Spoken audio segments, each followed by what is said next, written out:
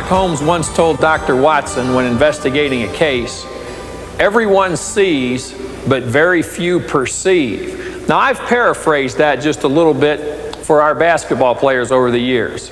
I've told them that every player looks at the game, but very few see what is actually taking place.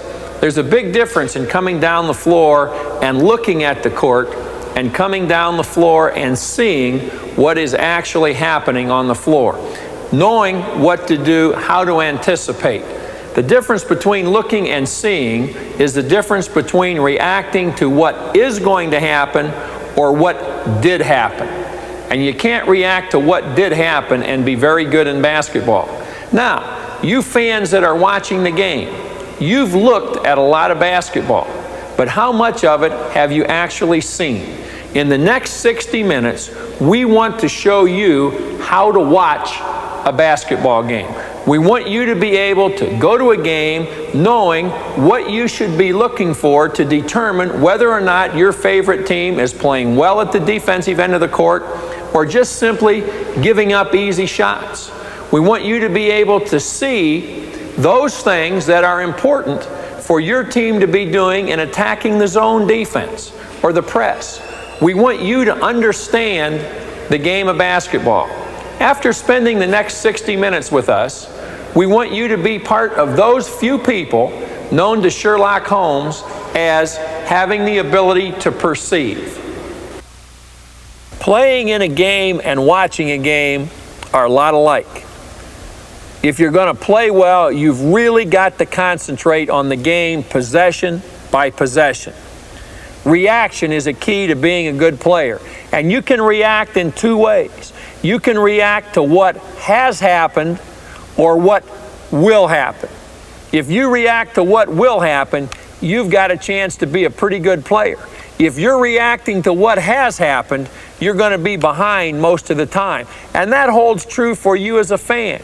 You've got to concentrate on basketball because it's the quickest moving sport in the world. With 10 people in a confined area, a lot of cutting, screening, interaction, interplay. You have to be able to see what's going to happen rather than nudge your buddy and say, "What happened on that play?" And that's what we're going to work on. We're going to work on enabling you to see what is going to happen, not, "Hey, what was that happened?" Defensive basketball is, in my mind, where the game's at. To understand basketball, you've got to understand what you're looking at when you watch a team playing at the defensive end of the court.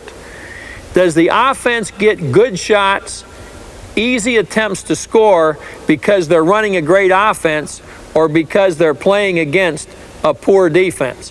I usually think that good shots are mostly a result of poor defensive play. When you're watching a basketball game, try to gauge how difficult it is for the offensive team to move the ball against the defensive team. How hard is it for the offense to get the ball into good shooting areas? If it's difficult for the offense to do so, then the defense is doing a pretty good job. If the offense is getting a lot of easy shots, a lot of quick and easy shots, then the defense is not playing very well. The most important thing to a team playing defense is the pressure exerted at the defensive point of pickup. This is the first thing you should look for in watching a basketball game. Where are the guards going to pick up? If it's a zone defense, the guards will probably pick up a little closer to the top of the key than they will in man-to-man defense. In man-to-man defense, there is sometimes a tendency to overextend the defensive point of pickup. We move the guards too far down the floor. We get them into a position where the offense can penetrate quickly, get past the guards, and put a lot of pressure on the defense at the basket. The zone, however, is looking to contain the offense in a distance 20 to 22 feet away from the basket.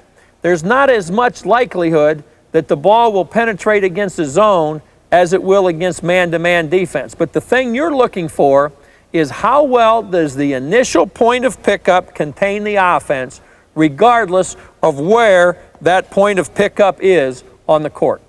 In order to judge how effective defensive pressure is, look for how difficult it is for the offensive man with the basketball to maneuver with the ball.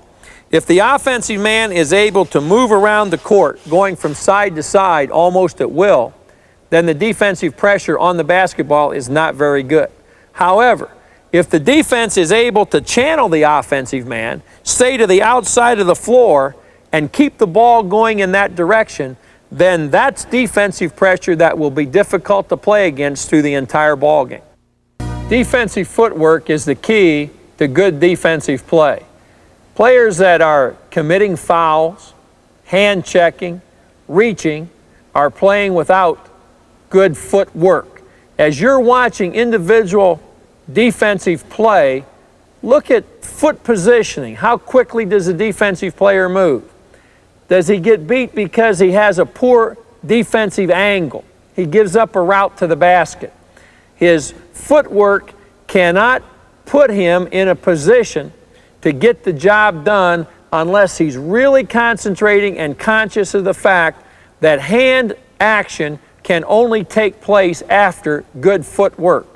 How easily can the ball be moved by passing it? This is another key for determining the strength of defensive play. If the ball can be moved from the guard position to the forward position just simply by picking it up and making the pass, then the defense is not getting much pressure on the basketball. If the defense does not get pressure on the basketball while it's being moved around the perimeter, then chances are the offense is going to be able to get a very good shot. Defensively, we would like to keep the ball on one side of the court, either containing the dribble or containing the pass. If we let the ball come from one side of the floor to the top of the key or the other side of the court, then we're giving the offense a lot of room in which to operate. Every basketball team likes to take the ball inside. They like to get the ball from somewhere on the perimeter into a post man. How easily the offense accomplishes this is another thing to watch in determining how effective defensive play is in any given game that you happen to be watching. First of all, if the offensive team can bring the ball down the floor and make a direct single pass into the post man, then there's not a lot of difficulty in getting the ball into the highest area possible for scoring opportunities. If, however, the offensive team must move the ball from position to position around the perimeter while the post man is also moving from one spot to another inside, then you are watching a defensive team that's making it difficult for the offense.